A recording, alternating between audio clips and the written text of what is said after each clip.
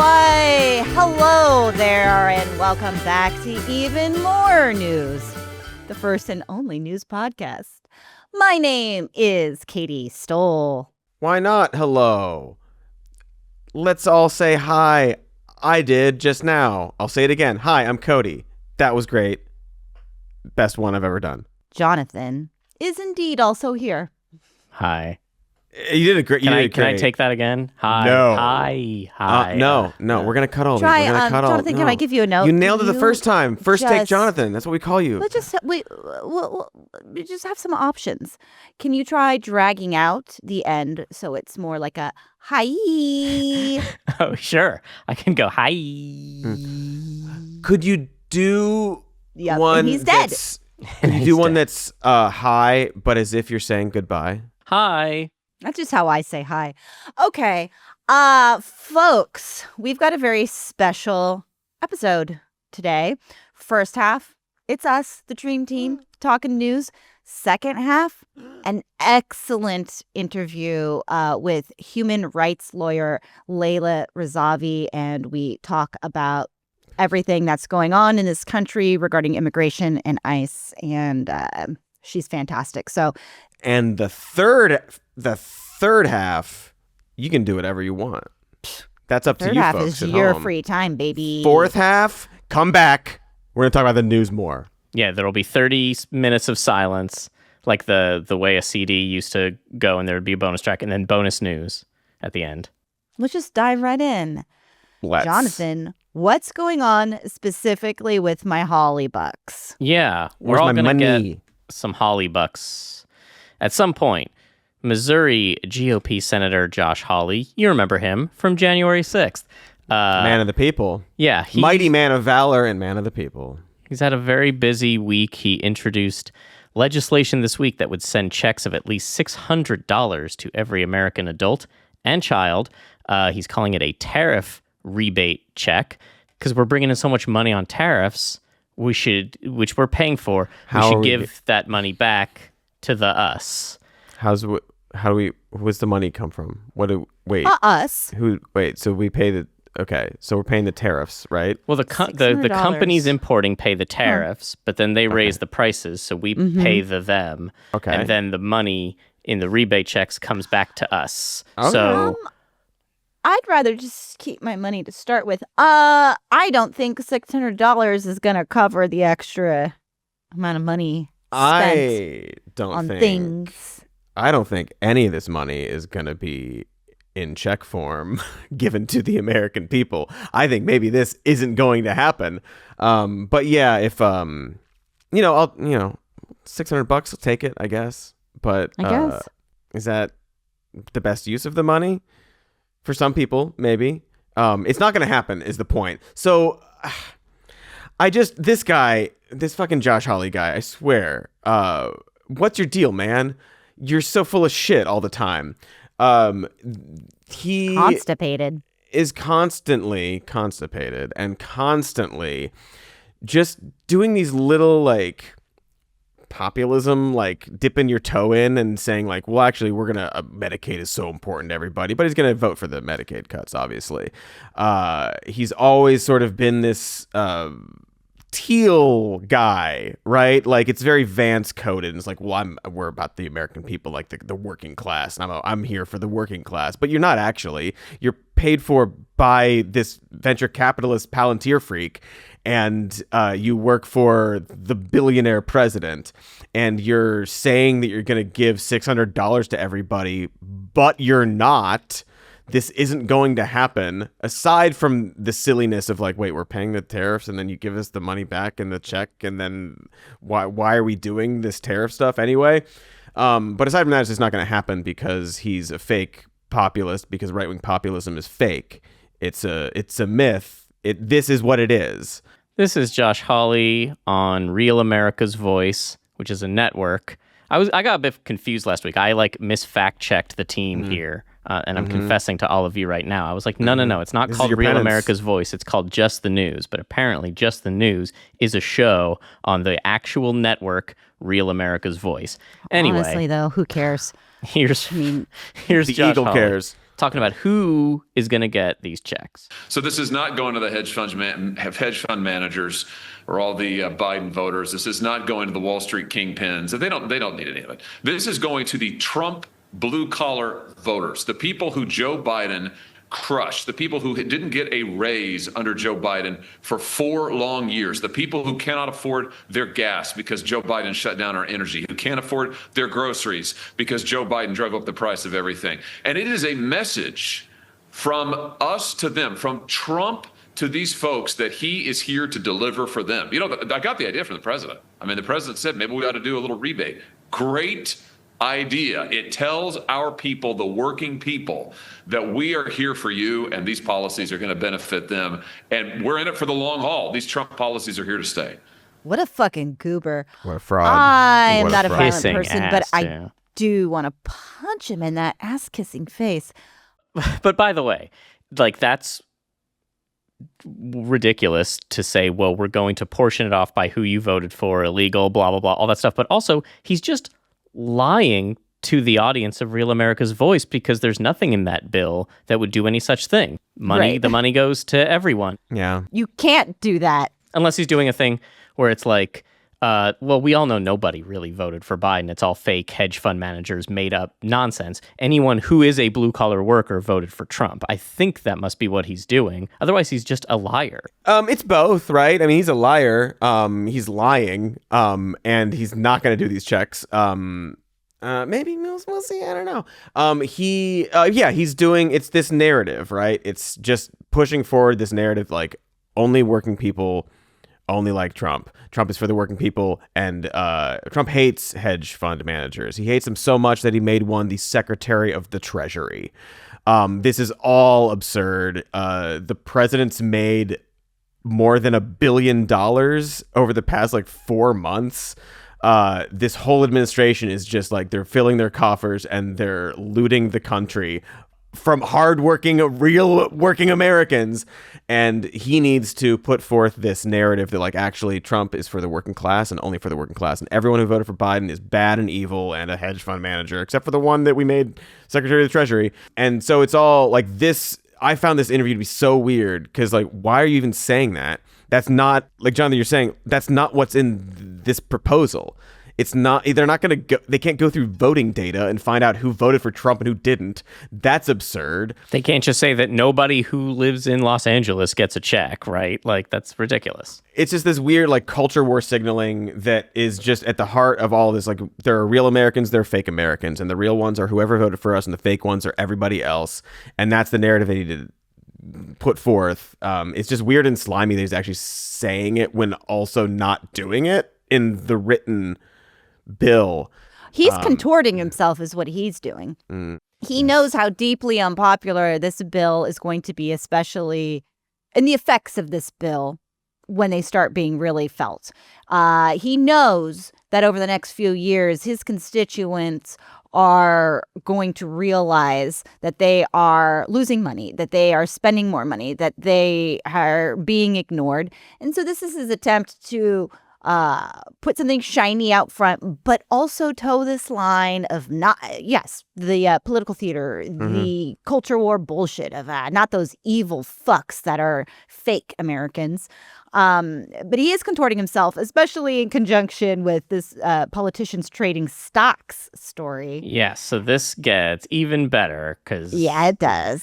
So Hawley was the only Republican in committee to join Democrats in voting to send out of committee the Preventing Elected Leaders from Owning Securities and Investments Act, or Pelosi Act. Ha ha ha ha ha ha. So we've talked about this before. Another reason Hawley's just a fraud, who doesn't believe in any of this stuff and isn't really trying. He's in the Republican Party, but he's like, oh, I'm gonna we should Medicare for all or whatever. He's never said that, but maybe he will one day. He named it the Pelosi Act because he doesn't want it to pass. He wants to needle the Democratic Party so that they aren't going to vote for it and they look bad, and then he can blame them. But they didn't do that. Well, the bill He's the only Republican to join Democrats in voting. Yeah, it didn't work.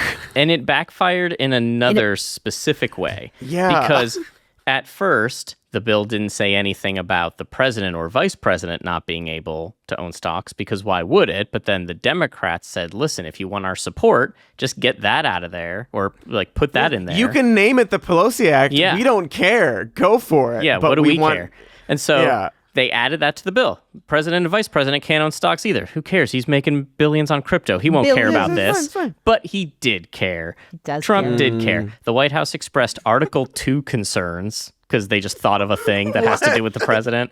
And so Hawley made a last-minute change that says the whole bill will take effect at the start of a member's next term. So the one person that it probably will never affect, unless is Donald Trump. And then, even though he's kissed Trump's ass so much over this entire week, Trump posted to Truth Social this angry thing about him, calling him a second-tier senator. After he flipped, after he rolled over so hard for this guy, and he's like, you know what? I'll attack him. And it's seemingly because he blocked a review that Rick Scott wanted to add to the legislation that would have been like, let's investigate Nancy Pelosi's insider trading. And then he's like, but then the Democrats won't vote for it, and I need them to vote for it. So he's like, listen, I'm getting Trump's stocks are going to be fine. But then, oopsie, the leopard ate your face too, and Trump just called you a second-tier senator. And I'm sure you're going to laugh it off on your next appearance on Real America's Voice. I didn't see it. I'll comment on it after I see it. I haven't read that, but the president tweets a lot of things. He's a god, but I never read anything he writes or listen to anything he says, or I don't listen to the word of God. I simply praise it. It's so funny that they were like, well, I'm going to trap the Democrats into voting against this by naming it the Pelosi Act, and then he just gets in this brand new trap that he couldn't possibly predict that the president would turn on him. Also, again, it's so funny for Trump to be mad about this. It's like, bro, you are a billionaire. What more do you need? How could you possibly hunger for more? And I know how. He's a monster. But, like, it's just so, like, bro, just, like, take the win. What are you doing? Like Keanu says to Dennis Hopper in Speed, just take your goddamn money and walk. What if he? It doesn't matter. He'll never stop. He's the Terminator. He will never stop. You guys, this is important. What a distraction about the president. Who cares? We're draining the swamp. We are taking back America for real Americans.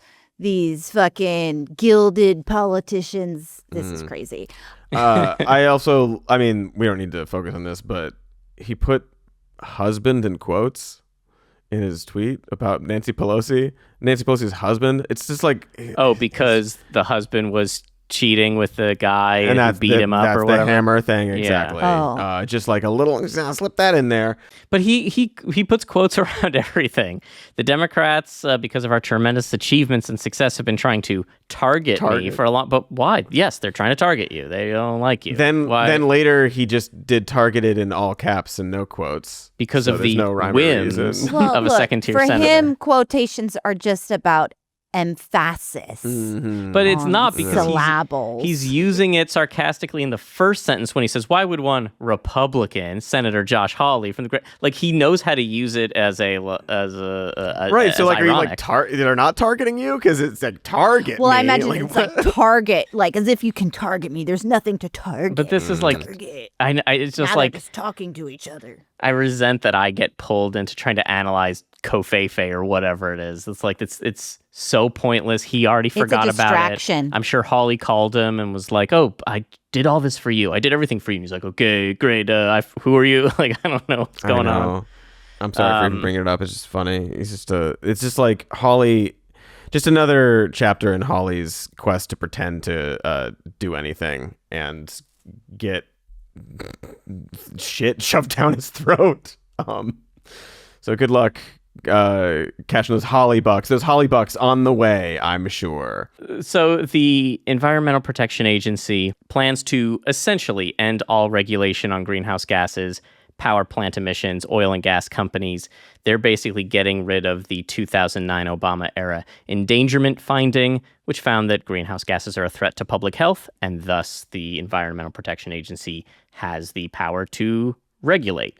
They're saying Basically, no, that it's not a threat to public health. But it is. Oh, yeah, objectively, sure. Okay. Counterpoint taken. Okay. But it's Got not 'em. as important. All right. It's not as important as a business being able to do whatever they want, Cody. Oh, I didn't even think about that. You're right. Let's let To them put anything they want into the air that we breathe.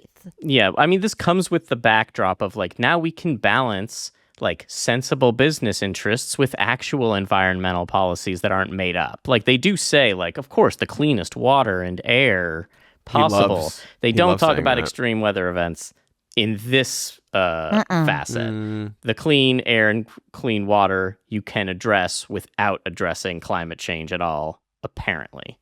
Oh, well, let's do it. Are they going to? We're gonna actually address it. We're gonna clean up the air and the water. Oh, no. For not for climate change reasons, but for like because it's good.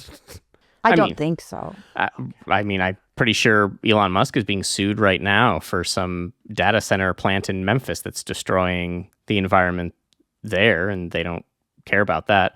Oh. And it will surprise absolutely nobody watching or listening to know that this exact move was in Project 2025. It says, establish a system with an appropriate deadline to update the 2009 endangerment finding. Update. They just wanted to get rid of it. Yeah, update. God. They do use a lot of formal words in Project 2025 to describe horrible things that will hurt people. Oh yeah, you gotta in your manual for how you're gonna destroy everything, you can't be that direct. You gotta be sneaky a little bit. But lest you believe that the Republicans don't accept that the climate does change, they do believe that, as evidenced by Republicans in nearly 20 state legislatures pushing bills to ban, quote, weather modification and, quote, geoengineering of the environment, a thing that doesn't exist. I feel my shoulders getting so tense anytime I hear this or talk about this. I like want to snap this pencil. It is mind-blowing to me. So when we talk about conspiracies exist, and there's conspiracies, but people would rather go to the wildest conclusion versus accept the reality of something, or the more obvious conspiracies right in front of your face. But all of this is to say they'll jump through every hoop possible to deny climate change and man-made activities' impact on it.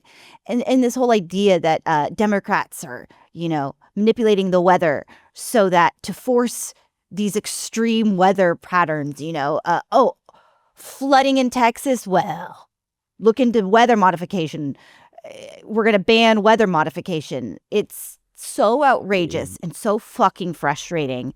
Yeah, we mentioned this in our Epstein episode. Just sort of like the conspiracy is that all these fossil fuel companies hid the information that they were destroying the planet, and there was evidence that they didn't want people to know about. The conspiracy isn't like, it's all fine until the Democrats made a weather machine. Like, it's just so lazy. You can believe in conspiracies that are real. You don't have to create these from whole cloth. I also feel like if this was even possible or in the realm of possibility these days, Elon Musk would start a company that like is for changing the weather so he could go to Mars, right? He'd be doing that. There is weather modification, cloud seeding. I know. I know. There is cloud seeding, and it's helpful in certain situations, and it's helpful for regions that are drought prone, and it's an exciting thing. We're gonna need it when ski resorts don't have snow anymore. 100%, but it is not what they are making it out to be. In my town, people will say like, "Oh, they're chemtrails and whatever modification." They should that contrails. I'm sorry, I just read it on. I know. No, what's the difference between chemtrails and contrails? Chemtrails are all the chemicals and stuff that they're putting in the atmosphere to do all the stuff that they think that is going on. Contrails is like condensation from jet fuel in the atmosphere, and it's just like the crystallized atmosphere, basically, from my understanding. So one's real and the one's other real. is not Contrails, real. condensation trails. The chemtrails is like, they're putting shit in the air. That's But I want to the throw this up on distinction. screen, this page from NOAA that they put out last year, presumably in anticipation of all of this. But You got got to get it under the wire like a week before the election. Yeah. Debunking weather modification claims from NOAA. Claim the government is creating, strengthening, and or steering hurricanes into specific communities. Fact, no technology exists that can create, destroy, modify, strengthen, or steer hurricanes in any way, shape, or form. Well, they would All say that. hurricanes, including, Helene and Milton, are natural phenomena that form on their own due to aligning conditions of the ocean and atmosphere. Yeah, obviously. Claim, NOAA modifies the weather. Fact, NOAA does not modify the weather, nor does it fund, participate in, or oversee cloud seeding or any other weather modification activities. There's more to this page. I urge you to look. You know what the answers are going to be. It's fucking wild. They also point out on this fact sheet the Weather Modification Reporting Act of 1972 requires anyone who intends to engage in weather modification activities within the United States, including cloud seeding, to provide a report to the administrator of NOAA at least 10 days prior to undertaking the activity. So, like, look it up, I guess, is like our point. I don't know. Anywho, they're introducing bills in like how many? 20 states? Okay. Yeah, and then 20 is weather too many. That's too modification. many states. And then Marjorie Taylor Greene and Tim Burchett introduced a national bill called the Clear Skies Act. And then when asked about, hey, why are you doing this thing for this nonsense thing that doesn't exist? Representative Tim Burchett said, if it doesn't exist, then you don't have anything to worry about. And then the next day he got kicked by a horse on his farm and broke his rib. He's okay. What? He's okay. I'm just saying the day after he said that, a horse on his farm kicked him in the ribs, and then it I think that tragically broke one of his ribs. And then but he's horse fine. was obviously a paid plant. the horse was got to by big weather. Yeah. Working for obviously. NEA. by big trail, big chemtrail.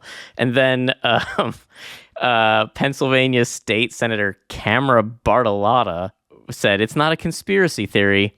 All you have to do is look up.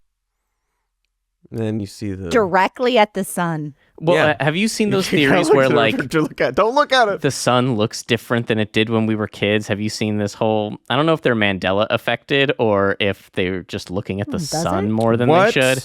do No. they mean? It looks different. They're like, the sun used to be yellow. You know, like when you draw the No. sun on a piece of paper, but when you look directly at it, it's white. This is like a thing.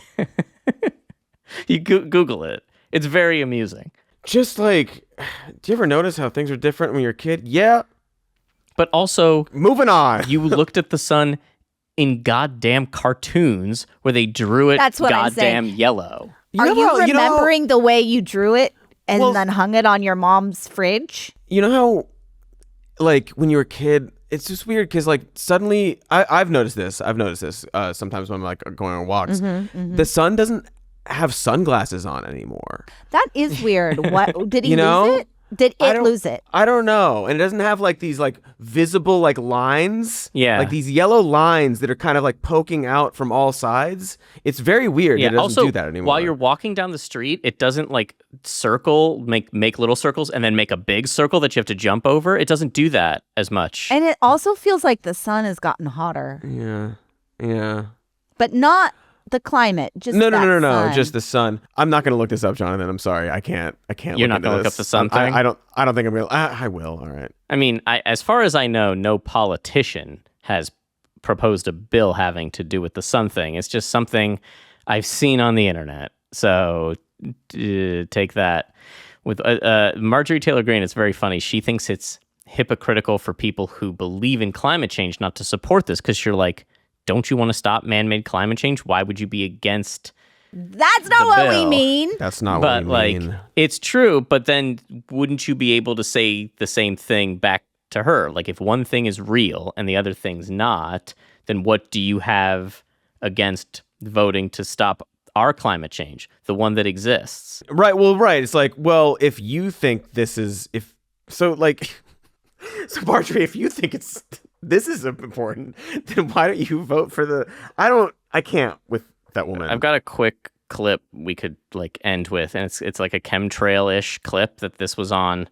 I don't think this was on any network. This was on some person's stream. So this is not influential yet. Take a look at this. It's an international biotech coup. RNA sprays skip GMO laws hit the U.S. field. They're literally spraying us with stuff that changes our DNA. They're spraying the crops. Do I need to say more? I really want to know if you guys in the chat think I'm crazy. Why? So he's taking comments. That's good. I would love to. Why? Does he take calls? is Why would you put the for clip this art theory? alien guy there? Well, that See, too. why would you do that? I was gonna say they're spraying this all this stuff to alter our DNA. Has it happened yet? Has it been altered? In what Are way? we presumably going to turn into an alien noid shape? Are you? I also like that this tweet tags Rob Schneider. Hell yeah! Oh and a few God. and a few of these other people. B. Gates is a psycho who's concerned citizen with 1 million followers on Twitter. Stop geoengineering. I went down. Oh my God, I that's went so down a good. little bit of a rabbit hole with this thing yesterday. Like getting kind of obsessed. Like, oh, remember when this was just on the fringes of society, and you could just make fun of. But like this guy who's running this stream could be future Secretary of congressman. Energy soon. Yeah, exactly. Nice, So I was gonna replace. Well, Rick Perry. that's fun. Yeah. Watch him. He's a comer. Did we have fun doing that? Yeah. We did it. Guess what? Guess what? Guess what? Have you guessed it yet? Have you guessed? Oh, you must not have been paying attention because it is the summer of cinema, ya bozos, and Pluto TV is combusting with thousands of free movies. So what are you spending your time watching? Vines? No. Feature-length films is where the vibe is at these days, my friends. Explosive action movies like Gladiator, Stealth, Star Trek. My, oh my, there's gum in my eye. The Linear Rotunda, Gladiator, The Printer That Works, and other tall tales. Mission Impossible Ghost Protocol, Beverly Hills Cop, The Anthropomorphized AirPods, The Garage Sale Murders, A Trip to San Antone with Joey Fatone, Four Brothers, Good Burgers, and Squunch. Bring the action with you and stream for free on all your favorite devices. Pluto TV, stream now, pay never. Do you think I need to watch Skunk before checking out Squunch 2? I meant Squunch. Do you need... That's a yes. I need to watch Squunch before I can watch Squunch 2. It's gonna be a whole night of Squunching, folks. And we are back, guys, and we are very excited to welcome Layla Razavi to the show. Layla is a human rights lawyer and immigration advocate, the former executive director of Freedom for Immigrants, and former National Policy Counsel for the ACLU. Welcome, Layla. Thank you so much for joining us. That is a very impressive resume. And I imagine it's been difficult to see everything happening lately and all at once. And I guess just to start, I'm curious if there was at any point in your previous advocacy work that you foresaw things getting this bad at this point in time. Well, first, thanks for having me. I'm happy to be here with all of you today. And I think there was a moment in 2016 where we were preparing for some of the parade of horrors that we've seen so far this year with this administration. But to be honest, I think we made it through that period, and we're hopeful that it wouldn't be too different this time around. I don't think any of us were quite prepared for the full force that this administration would be using, the speed with which they have kind of rolled out the wish list of places like the Heritage Foundation. They've really they're not holding back any punches. I think any restraint that they showed last time has gone completely out the window.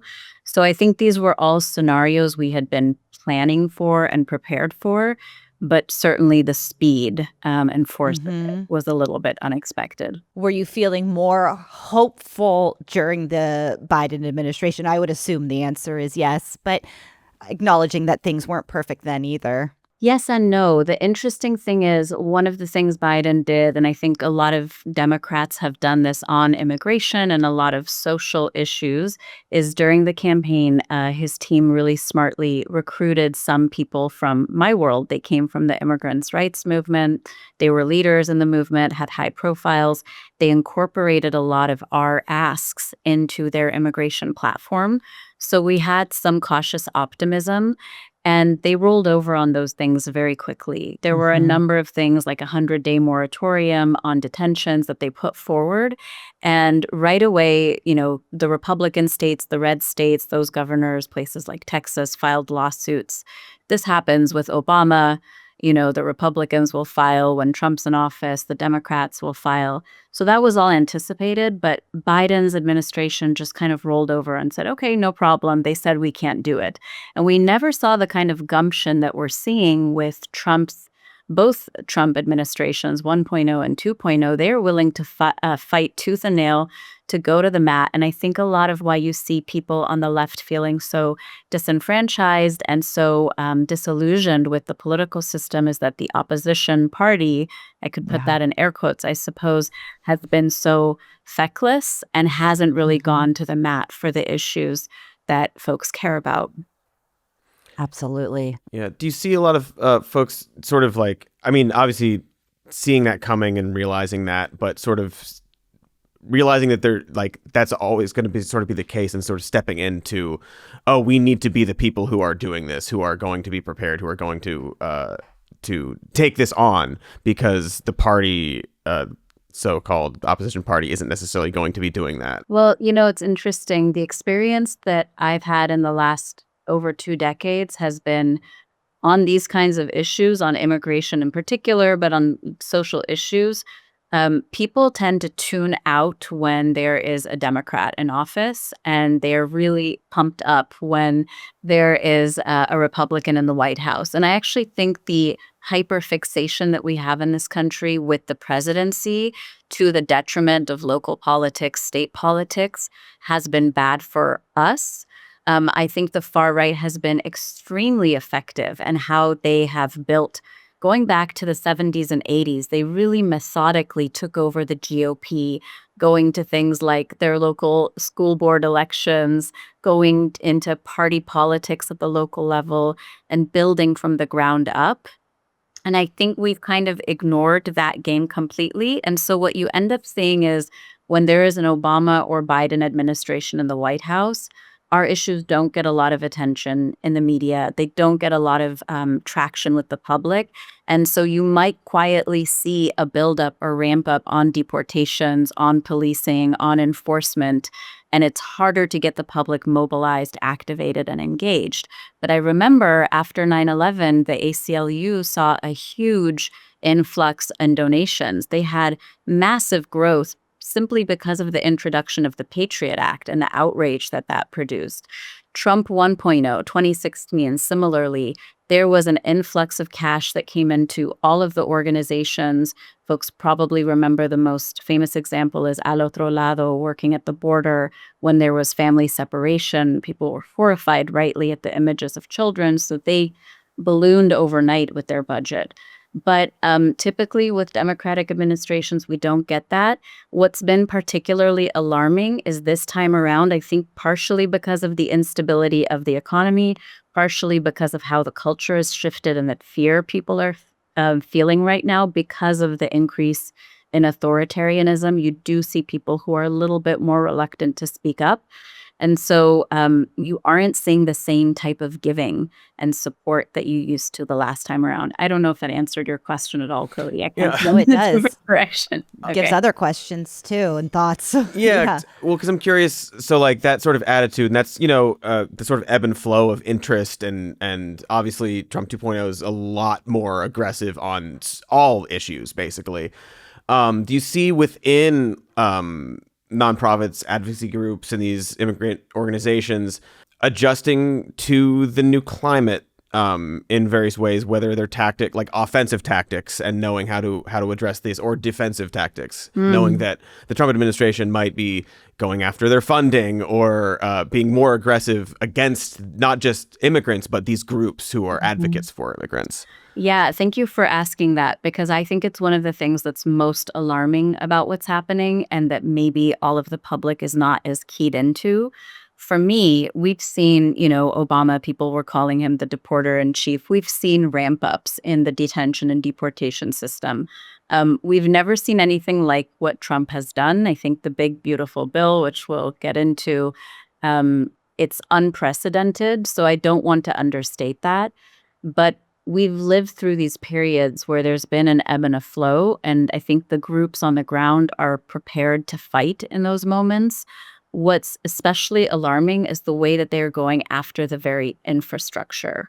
So one of the biggest things you see in fascism is they go after civil society, right? So the first thing is you go after the judges, the lawyers, the journalists. We've seen all of that. But when I say civil society, I mean folks in my world, the people who are doing the monitoring, filing and writing human rights reports, going out into the community and sharing information with people, gathering information. For me, the mark of an open, free, and democratic society is having a strong, robust civil society. And the way that they have pointedly gone after and attacked civil society is very alarming. I think for me, it's one of the big bell ringers about where we are as a democracy, what is left of our democracy, because so one of the things the administration has done, they've issued a list of 200 organizations that they are going after and investigating. These are nonprofit 501c3 organizations that serve and work with immigrants. So you're already strapped for resources. The community that you're serving is terrified, needs support. And when you should be out in the community trying to help people, get them legal resources, get them representation, you are instead working with lawyers and legal counsel and trying to figure out how to stay afloat as an operation. And it goes far beyond that. He has done things like issuing a decision that people who are working in these organizations, like myself, would no longer be eligible for law school loan forgiveness. So you go hundreds of thousands of dollars into debt and take low-paying nonprofit sector jobs in reliance on the fact that after 10, 15, 20 years of service, you will get those loans forgiven and you will pay a small amount of them back, commensurate with your income level. He is quite literally making it impossible for people to do this work in a functional way. That's not even getting into the people that this administration has gone after who are either undocumented or have DACA status or have green cards. And when they're traveling in and out of the country, they're getting harassed. It's not to mention the people who are undocumented and are activists who are high profile, who are getting pulled into court or getting detained. So there are very real repercussions that people with varying legal protections are having to navigate and face. That is very alarming because that type of infrastructure breakdown is something that takes time to rebuild. And I think some people think like, gosh, just a few more years, once he's out of office, it's all going to be okay. There's lasting harm that is happening to our civic institutions and our infrastructure that we're going to be grappling with for a long time to come. That is part of what's so galling. I mean, there's so much, but the reality, not just on this issue, but across the board, the amount of work that needs to be done after this administration eventually, hopefully, leaves office, and how far we've been set back. But right now, we have to deal with this present moment. It's interesting you mentioned the loan forgiveness. I didn't even know that, but especially in conjunction with this new offer to get ICE agents to join ICE by offering loan forgiveness, student loan forgiveness. Wild. Yeah, it's very clear. I guess we can play this. Maybe we want to play this clip about ICE from Jesse Waters. It's very clear. They seem desperate to hire more ICE agents for various reasons. It might be maybe actually an unpopular job that people aren't super excited to join up with. But yeah, signing bonus, student loan forgiveness, more overtime pay, all these sort of benefits. Stephen Miller's like posting ads on X every day, like, you got to sign up for ICE. And we've always been sort of concerned, like, you know, joining ICE now, if you're doing that, then you have probably a very specific point of view about the people that you are going to be going after. I guess generally the worry about the kind of people who are going to be joining now, is it likely, and sort of, I don't even know what I'm asking. It's just a terrible, terrible situation. I don't know if we want to play this clip, John, or we're gonna... Yeah, I can play the clip. Being an ICE agent is the best job. If you think about it, all you're doing is playing hide and seek. All you're doing is, you're it. It's the most fun law enforcement job there is. You get to go out, find the bad hombres, cuff them up, throw them in the van, next day, wake up, do the same thing all over again. It's written down. And you're never wrong. Like, you always get the bad guy. Like, how many times have we found out, like, oops, we deported an American? 0 times. They're batting 1,000. It literally is the most fun police job you could possibly have. You just did, you like are the HR recruiter for ICE. And you get a $50,000 bonus. That's better than a tariff stimmy. I thought life was horrible for ICE agents and they have to wear masks because they're getting doxxed and attacked constantly. That's what you told me last You week. get to wear a mask. Oh, it's like even it's better. the Wild West, like a little bandana. Curling up. I got a kick out of that because his own co-host on the panel is laughing and calling him out and saying, last week you were saying it's a terrible job. And I think the reason he was saying that's because he was talking about all the scenes we've seen on social media where community members are surrounding cars, yelling at them, comparing them to Nazis, calling them fascists, telling them to leave the community. We've seen multiple instances where they cowardly jump back into their cars. They're so ashamed and they just flee. So I think they know they have a recruitment and a PR problem, and it's just funny to see him get called out on his own show. Yeah. Oh yeah, the whole time. I mean, even him saying, "Oh yeah, all you got to do, you just like what I think he said, put a bag over their head or cover them up." I forget which. You're it, cover them up, throw them in the van. I thought they weren't doing that. I thought they were doing everything correctly and not like snatching people up off the street secretly and throwing them in the vans. They just can't keep their story straight. Panel, Cody. If only. It's just like so frustrating to see this constant tension of like what they have to say to lie about what is really going on, and then turn around and be like, no, actually, it's awesome. You get to be a secret police. But I thought they weren't secret police. And they're so desperate. It's very frustrating. You hit the nail on the head completely. I think he gave himself away when he basically acknowledged that what they're really engaging in is racial profiling. Because if you go into certain Latino communities here in Southern California, you see that they're out in full force, full effect. They are harassing and terrorizing local communities, and people are afraid to leave their houses. They're afraid to go to work. They're afraid to go to the doctor. And that is exactly what they're trying to do, is to ramp up that type of fear and make it so that people are scared to do anything. And there is no due process. There is no legal process. In the middle of this ramp up of enforcement agents, they have also placed a limit on how many immigration judges can be hired. If you know anything about the backlog of immigration court cases, it's wild to think that they want to expedite removal proceedings and limit the number of judges and increase the number of enforcement agents. When you put that formula together, it's very clear what's happening. And it's just pure and simple racial profiling. He says, we haven't gotten it wrong. We haven't deported any Americans. We have deported and detained people who have green cards, people who have withholding of removal, people who have lawful status, people who've gone in front of an immigration judge and been told they're allowed to stay here. And so what that means is it's essentially targeting without any hesitation immigrant communities and specifically communities of color. So, like, given the lawlessness of this administration, given largely the lawlessness of how ICE is operating in these communities, are there any tactics for immigration lawyers to combat it? Because it feels to me like it would be very disheartening. You're going out there, you're using your best legal judgment to defend people, but the game is rigged. The law has been thrown away. What do you do in the face of that? Yeah.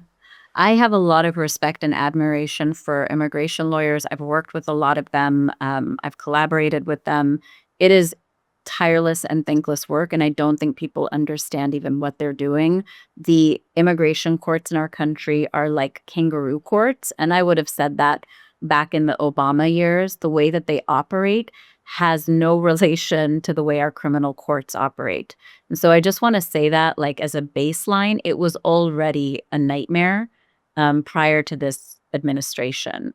I think the average American in their psyche, from television, from movies, we have this idea of like innocent till proven guilty. You get read your Miranda rights. You're guaranteed a lawyer. None of that exists in immigration court at all. It runs like a kangaroo court in a banana republic. And that's just how it's been. That's just how it's always been.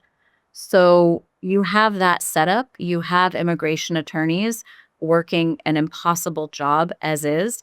And I think a lot of immigration attorneys, the good ones anyway, for a long time have known that they will be most successful when they are working with community, when they're working with organizers. So that's why it became more popular in the last 10 or 15 years to see these deportation defense campaigns, where, yes, there would be a lawyer going to court, but they were flanked on either side by advocates and organizers who were running social media campaigns, getting the person's story out in the media, doing GoFundMes. I mean, there was a robust apparatus that was being built out in communities across the country for each individual. So we've seen some of these high-profile cases of the men who were taken to Central America, and some of them have been brought back because of immigration lawyers who've been in court. But it hasn't been just the courts. Like, each one of these people, and these are the ones we know about, right? These are not, that's not to keep, like, we're not even talking about all of the people who didn't ever get a lawyer, because the number of people who need lawyers and the number of lawyers that exist are nowhere in relation to each other. So the need far outpaces the supply of how many lawyers we actually have. The lawyers that are effective in doing this work, thankfully, long before Inauguration Day, had already figured out that they needed to be working with organizers, with media, with community. And those are the ones who have the strongest and most effective results. And I think that holds true. The one good thing we have going for us is that we've had years of working in really tough conditions to build up this type of muscle memory. It seems like if you are an undocumented migrant, or if you are someone who's had varying statuses and been in the system for 20 years, the best way to protect yourself is to either go viral, as some people have done and their stories have been picked up, or to get the ear of a Republican senator. Just this week, Louisiana Republican Senator John Kennedy helped get a woman released from ICE detention because she's married to a Marine Corps veteran, right? If your individual story gets in their ear, they'll decide, oh, okay, it doesn't apply to you, you get to stay. But that's not everyone can go viral. Not everyone can. Not a good system. It's not a good system. And now we had reporting this week that immigration judges have been told, dismiss these cases so that ICE can grab them in the hallway. And in your experience, does it seem like you're going to have less success, or that nonprofits will have less success having community members willing to work with you because of that you have to live in the shadows now? Well, if the question is, are we going to have less success getting people to immigration court? I think what this regime is doing right now is going to have exactly that effect. So I've advocated in the past for having more resources for immigration lawyers, trying to get more immigration lawyers funded and out into the field. And the argument we've always used is that we have research that shows that immigrants are 8 times more likely to show up to their court hearing when they have legal support. And so if people have a process, if they have a ride, if they have an interpreter, if they get the notice to appear in the mail at the right address, most people want to show up. And what we have seen is that they are now telling the immigration judges to dismiss, and they stand outside because if they have a pending case, they can't remove them. So they stand outside and wait to capture them and kidnap them there. So the word spreads like wildfire in these places. So if people know that showing up at court is more likely to get them deported than it is to get them actual help, then what is the incentive for them to show up? So you are creating, it is a cat and mouse game. They're not interested in due process. They're not interested in following the law. They simply want to capture as many people as they can. And it's like red meat for their base. They have these crazy numbers that they have set for themselves that are quite ludicrous. I mean, there's no logical world in which these numbers make sense, but they want to be able to say we've gotten rid of this many people. And this is how they're choosing to go about it. Regardless of who they are, it has any of their absolutely status. nothing. It has nothing to do with criminal history. It has nothing to do with their profile. I would submit that it is far more connected to race and to country of origin, to nationality. And that's for a few reasons. I mean, the data bears this out. When you look at the numbers, I'm not a big fan of like trying to distinguish who's a criminal and who's not. But even if you look at the numbers themselves, immigrants tend to commit crimes at a lower rate than natural-born citizens. The number of people they're saying they want to deport this year alone, there are not enough people who have criminal records. And the Department of Homeland Security had some statement that they put out basically claiming that people who are saying this, like this narrative is false. They're making the claim that basically those people who don't have criminal convictions, they're criminals in their home countries. So they're trying to peddle this story to the American public that all these brown people are living in the country who are criminals.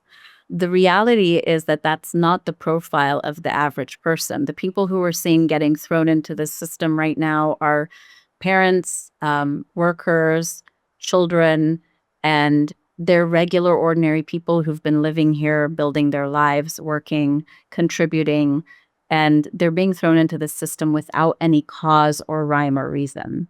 Yeah, they've definitely, I mean, set forth this sort of narrative that like any form of lack of documentation is criminal. Like just being here is criminal. The category is you're an illegal. So there is no spectrum. There's no other categorization. Also, you could be doing everything right. Well, exactly. You do everything right. You do the process right and trying. But then you create this air of fear about even showing up to court, and then so you don't show up to court, and then they're a criminal because they didn't show up to court is then the new narrative, so they can go after them then. So there's just they're creating so many scenarios where it's an impossible landscape to navigate, and they know it. We all know it, and we knew it before this it. started. This is what we talked about for months, for years, of during the campaign. What makes someone a criminal in this situation? What specifically? Used to be violent criminals, now it's not. I want to pivot to something perhaps more positive. I don't know. We'll see. Let's say everything gets better in about a year with midterms. Let's say, however we get to that point, I don't know. We got a Democratic House, we got a Democratic Senate, a better president, whatever. Yeah. How do we rebuild this? What are things that we should be working for to make this a better situation for immigrant communities, for all of us because we need immigrants. We love immigrants here. Yeah, and just to piggyback off that, also not just sort of in relation to the Trump administration, which obviously they're degrading everything, they're destroying so many things that we need to rebuild. But you'd mentioned sort of it's always been this sort of kangaroo court like element of this system. So rebuilding what Trump is destroying, but also beyond that, how whether it's a Democrat or a Republican in office. Yeah, that's a beautiful question. I mean, so I want to start by going back to where we just left off, which is this idea of criminality and like whether being in this crime without documentation, whether being in this country without documentation is a crime. And the reality is we are in this situation for a reason. Trump didn't happen overnight, and we didn't get to where we are with our detention and deportation system overnight either. This has been a long, slow buildup. And we have not had any pathway in this country for over 4 decades. The last inkling of any iota of immigration reform was Reagan giving amnesty in the early 80s. So we've had a problem. And on some level, between, yes, Obama tried, people have had these attempts, we can criticize them. I don't think we have time to do like a full postmortem on all of them right now. But we are where we are. And a part of that calculation is, I think we have to ask, who does it benefit to have an underclass of cheap labor in this country? Why are they running the Marines and National Guard in downtown Los Angeles here? But you go up to Central Valley and the fields and they're all working. They're going to work. So on some level, we have all kind of buried our heads in the sand and been like, this system's okay. It works for me. I have a gardener, I have a maid, I have cheap labor. I can go to Home Depot and get some day laborers for the day. The system has been working on some level. And it has also been working with the politicians, I would submit, for both parties to ramp up our fear every campaign cycle and to say, like, even for the Democrats, they will say, yes, we support, the workers and the mothers and the maids and babysitters, but we don't support the criminals. They're playing into this rhetoric. So I think at like a base minimum, we have to address and start being really honest about what is happening in this country with immigrants, who they really are, and start to undo this narrative. Once we do that, we can actually start to disassemble this entire massive deportation apparatus. And that includes the prisons, because once you have these prison contracts, you are legally obligated by quotas to fill them with people for the profit of these private companies. So it becomes a machine that's feeding itself. And so I think we have to start, like your news program, talking honestly about what's happening as a base starting ground for being able to undo all of the detention and deportation apparatus we've built up in this country. Yeah. And this goes along with what you were saying earlier in general, sobering but true reality, which is that people tend to care and pay more attention when the opposition, and Donald Trump specifically, is in office. And then everybody's outraged, but we tend to take things for granted as soon as someone else is in office. You're like, give them space, let them cook. They're going to figure it out. But when you that's not going to cut it, because that hasn't been better. We know that. We know that Biden deported so many people. Obama deported so many people. The whole child separation did start with Obama. It was made much worse with Donald Trump, but it did. And we talk about accountability on this show specifically a lot. When you realize a mistake you make, you don't have to get canceled. Just acknowledge and learn from it. And I think that that's an important thing that we all need to be doing. And when you drill down into it, I think that it's hard to see it in this climate, but I do think that there are a lot of people that genuinely believe in immigration on both sides and want to believe that we need it, because we do, and would like to see this fixed in a way that is appropriate, humane, that incentivizes people to come here and work. and be citizens and contribute all of their everyone's glorious gifts are welcome. I'm spiraling and just saying words now, but you get my point. Yeah, I actually think for any issue across the board, the takeaway from this administration should be that we can't be looking for some leader to come and save us. We all have to be actively engaged in protecting and promoting a democratic and open society in our communities, right where we live. We can't be asleep at the wheel. Like, it can't be the midterm happens and we check out. Like, the midterm happens and we roll up our sleeves and we go, okay, now we can really get started. Right. Yeah. One thing I know that motivates people is having an enemy. And so I guess in regards to rebuilding the things that are being destroyed and, reforming in all these ways that we've needed to for decades, in addition to that, do you see a world where we send Stephen Miller to The Hague, or there's some sort of accountability, some sort of repercussions for the people who are really engineering this? He does think that torture is humane. He does. To that clip. At least he did. We could show him what a Geo Group facility is all about. He loves them a so lifetime much. Sorry. tour of a Geo Group or a Core Civic facility. Yeah. It's interesting because I feel like, well, as somebody who aspires to not be carceral, I don't know. Yeah. About, like, Yeah. Totally. I know. Totally. You don't have to all take the the bait on prefaces. that one. Absolutely. Oh, but it's so hard lately. But what's interesting to me about what you said, Cody, is that yes, it's effective messaging. It amplifies your message always to have like a villain and a bad guy. And that's why the far right has been so successful, having this boogeyman, having like a black or brown man who's like an intruder crossing the border is this archetype and this trope that they have used to instill fear and rile up their base. And being like, we want, free healthcare and like open, safe schools without guns. That's not like, it doesn't incite like people in the same way. It doesn't have that like amygdala reflex that having like a villain or a straw man that's scary does for people. An invader, yeah. The lawyer in me wants to say yes. I think prosecuting war crimes is important. And I say that like on a global stage. I think when war crimes and atrocities are happening, having an international system, our international system has become so weak as of late. I think having one that's robust would mean that there's accountability. I personally do not feel a lot of hope.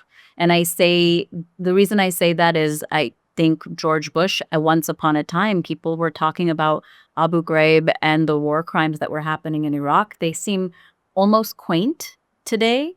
People are like, oh, that old thing, and that is horrifying in and of itself. And now when he's on the news, people seem nostalgic. He's like hugging Michelle Obama and everyone's like, they're so cute. And people have, I think culturally, we have like a real discomfort with being honest and transparent about our shadow, our dark sides as a country. Yeah. I think that's a place we're struggling. For me, it's all the more reason for accountability, for truth and reconciliation. But I think we have a ways to go before we're willing to be that honest with ourselves. Yeah, probably. Layla, this was fantastic. Thank you so much for taking the time to speak with us. Is there anything you would like to plug or direct people to specifically? Absolutely. Yeah. Okay. I would say one of the best ways you could get involved is if you go online, look up your local rapid response network. If you're in a place like California, there are tons of them, but they exist all around the country.